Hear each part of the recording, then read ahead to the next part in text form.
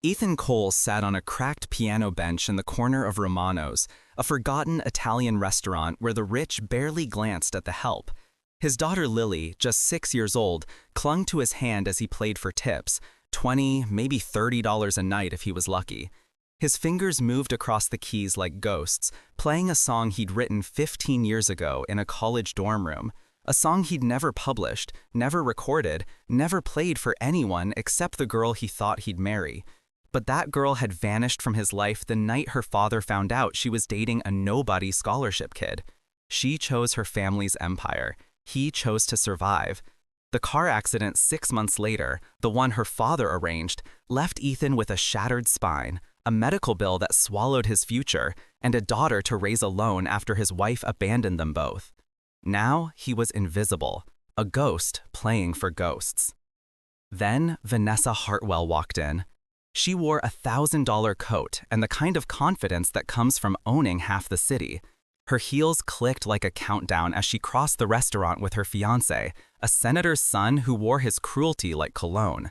But when Ethan's melody hit the air, she stopped. Her breath caught.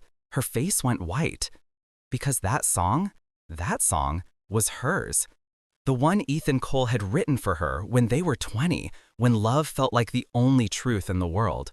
Her fiancé didn't notice. He pulled out her chair, poured her wine, talked about portfolios and political donations. But Vanessa couldn't hear him. She could only hear the piano. She turned, slowly, and saw him. The boy she'd loved. The boy her father told her died in a car crash. The boy she'd mourned for 15 years. But Ethan didn't see her. He never looked up. He just played, eyes closed, lost in a memory that still bled. Vanessa's fiancé snapped his fingers at a waiter. "Tell that pianist to play something else. This is depressing." The waiter approached Ethan nervously, whispered the message. Ethan's hands froze on the keys. Lily looked up at her father with wide, worried eyes. He stood, nodded, swallowed his dignity like poison, and started to pack up. Just another night, just another humiliation. But Vanessa was already on her feet. "Stop!" Her voice cut through the restaurant like broken glass. Every head turned.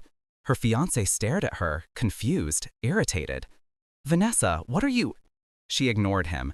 She walked straight to Ethan, her heels echoing like a verdict. "Play it again." Her voice shook. Ethan looked up. Their eyes met. 15 years collapsed into a single second. Recognition, shock, grief, rage. "You were supposed to be dead," she whispered. "Your father made sure I was," Ethan answered, his voice flat, hollow. The restaurant went silent. Vanessa's fiancé stood, furious. Who is this man? She didn't look at him. She looked at Ethan, at the little girl holding his hand, at the life he'd built from the ruins her family left him in. "He's the man I loved before you bought me," she said. Then she turned to the room, to the investors and power players watching like vultures. "This man is Ethan Cole. 15 years ago, my father paid someone to destroy him because he wasn't rich enough for me. I was told he died. I mourned him. I built my life on a lie." Her voice rose, raw and relentless. "And this song, he wrote it for me, when we had nothing but each other. And I gave him up because I was a coward." She pulled off her engagement ring and dropped it on the table. "I'm done being a coward."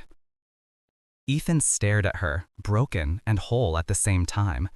Lily tugged his hand. "Daddy?" Vanessa knelt down, meeting the little girl's eyes. "I'm going to make this right, I promise."